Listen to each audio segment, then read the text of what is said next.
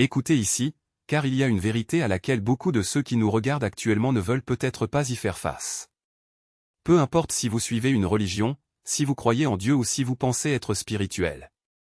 Il y a une chose que vous ne pouvez pas ignorer quand vous la voyez vraiment, la discipline.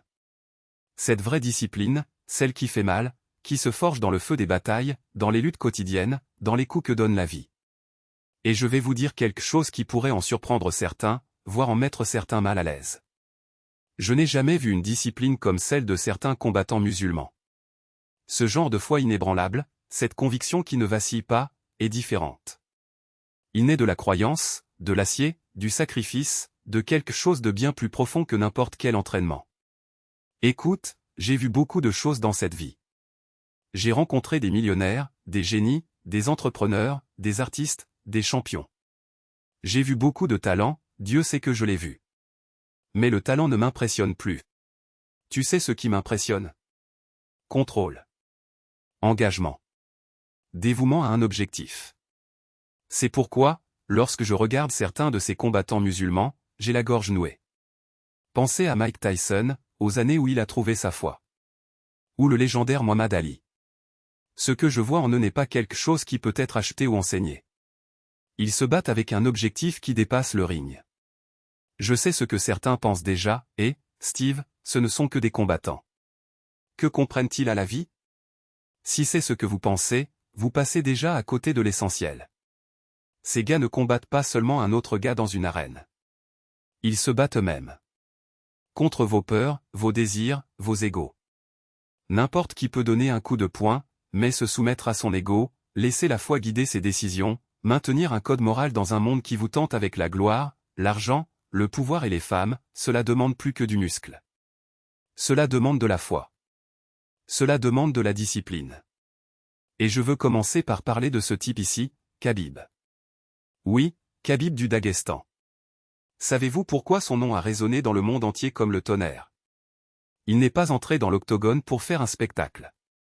Il ne défilait pas avec brio, il ne dansait pas, il ne se vantait pas de chaînes ni de femmes. Il est entré avec des yeux calmes, un cœur concentré sur Dieu et un objectif plus grand que la renommée. Lorsqu'il se battait, il était froid, calme, comme s'il avait déjà fait la paix avec lui-même. Et qu'est-ce qui le rendait si différent? Il n'a pas vendu de haine. Je ne me suis pas battu parce que je te détestais. Il s'est battu parce que c'était son travail. Et quand il a fini, il est reparti invaincu. Je le répète, invaincu.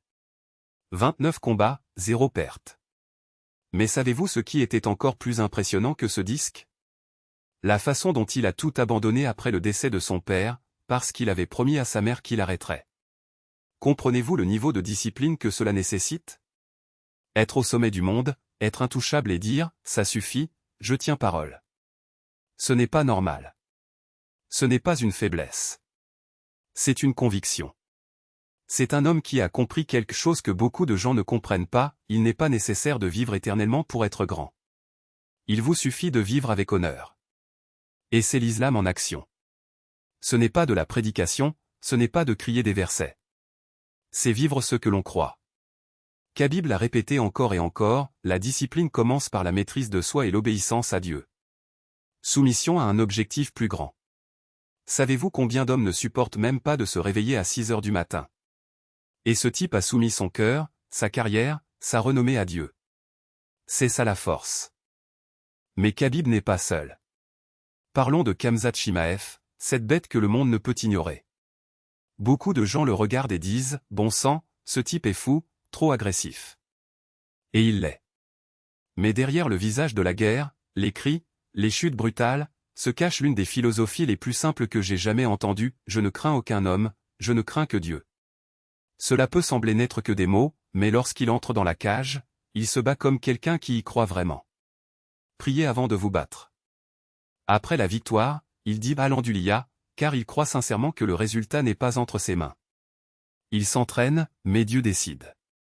Cette mentalité enlève la pression. Donne la paix.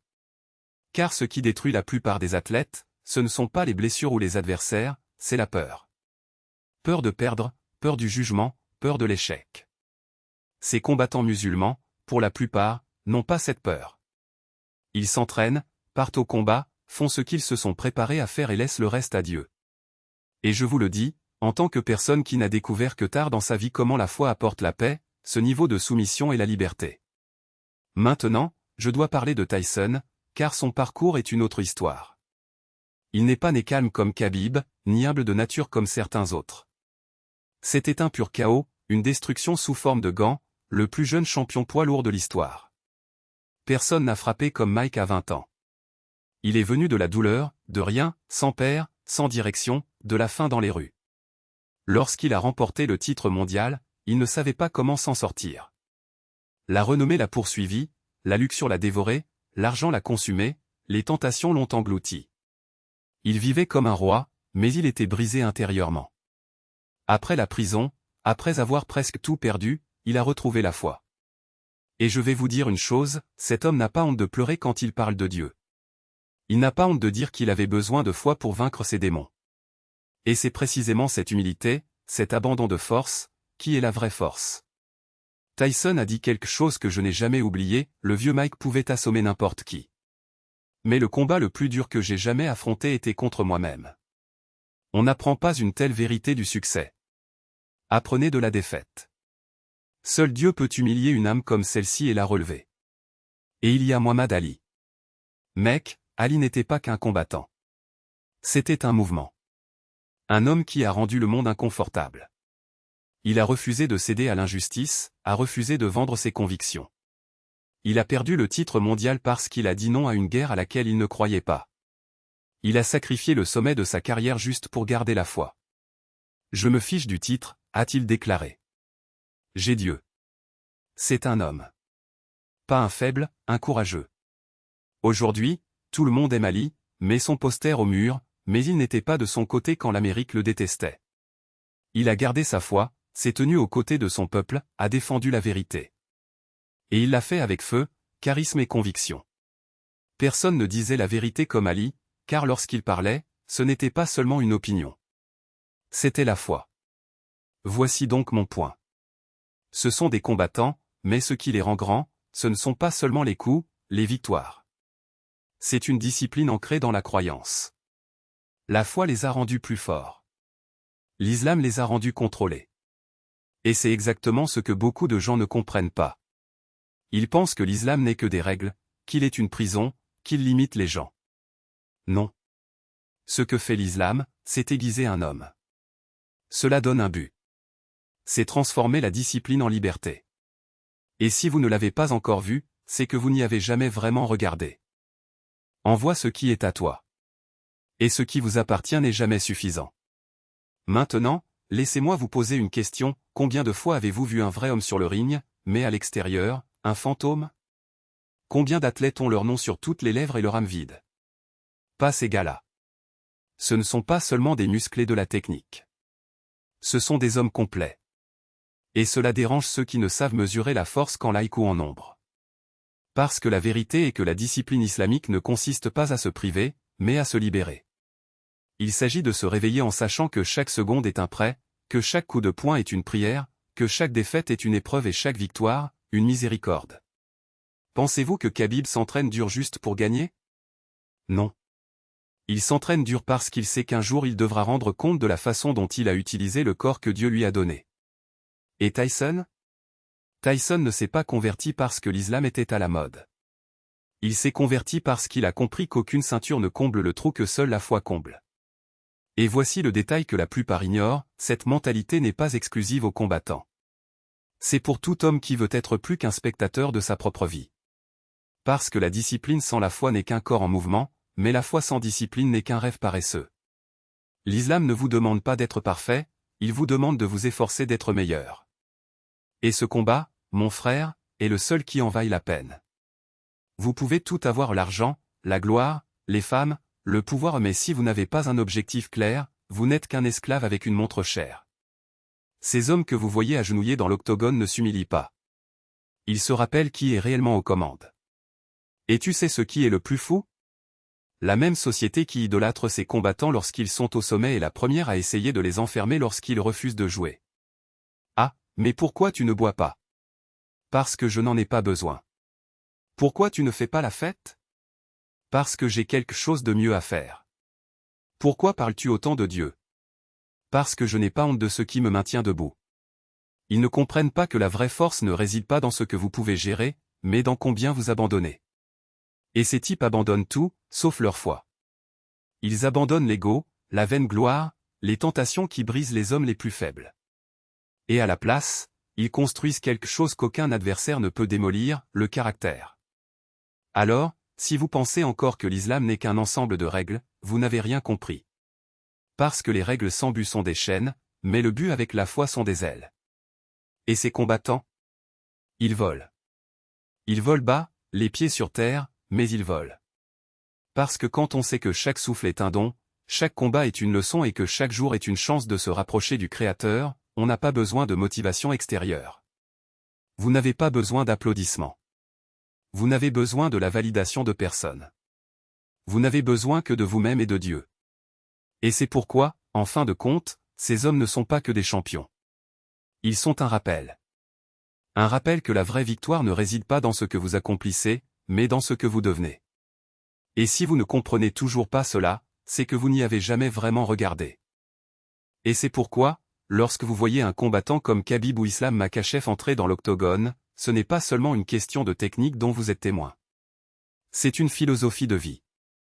Une philosophie qui dit, je ne suis pas propriétaire de mon destin, mais je suis responsable de chaque pas que je fais vers celui-ci. Et cette responsabilité? Ça ne pèse pas. Elle libère.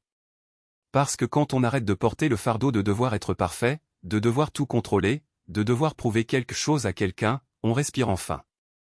Vous vous battez enfin. Ils ne montent pas sur le ring pour prouver qu'ils sont les meilleurs. Ils entrent parce qu'ils savent qu'ils le sont déjà. Non pas dans un sens arrogant, mais dans un sens plus profond, ils sont déjà complets. La victoire n'est qu'une conséquence. La défaite? Une leçon. Et ça change tout. Parce que quand on ne se bat pas pour le résultat, mais pour le processus, on ne perd pas. Vous venez d'apprendre. Et un homme qui n'a pas peur d'apprendre est un homme qui ne sera jamais vaincu. Vous voyez, la plupart des gens vivent comme si la vie était une course contre la montre. Comme si chaque seconde était une chance d'accumuler davantage, plus d'argent, plus de renommée, plus de pouvoir. Mais ces combattants, ils vivent comme si le temps était un cadeau. Chaque jour est une opportunité de se rapprocher de quelque chose de plus grand, de devenir quelqu'un de meilleur. Et quand on vit ainsi, même les défaites se transforment en victoire. Parce que vous ne mesurez pas votre valeur par ce que vous avez accompli, mais par ce que vous êtes devenu. Et c'est là que la discipline se révèle non pas comme un fardeau, mais comme une arme. Une arme contre la faiblesse, contre le doute, contre la peur.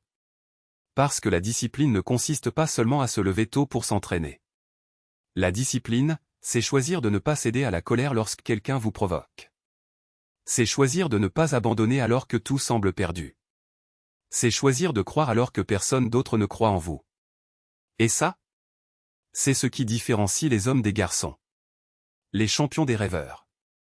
La société d'aujourd'hui vend l'idée selon laquelle la liberté consiste à faire ce que l'on veut, quand on le veut. Mais la vraie liberté, c'est d'avoir le pouvoir de dire non à ce qui nous détruit. C'est avoir la force de choisir le bien, même si le mal est plus facile. Et c'est exactement ce que représentent ces combattants. Ils ne sont pas esclaves de leurs désirs. Ils sont maîtres d'eux-mêmes. Et quand on est maître de soi, on n'a pas besoin de validation. Vous n'avez pas besoin d'applaudissements. Vous n'avez besoin que de vous-même et de la certitude que vous êtes sur la bonne voie. Ils ne se battent pas pour les titres. Ils se battent pour un but précis.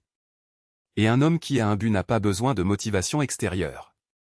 Il se réveille motivé car il sait que chaque jour est l'occasion d'honorer quelque chose de plus grand que lui.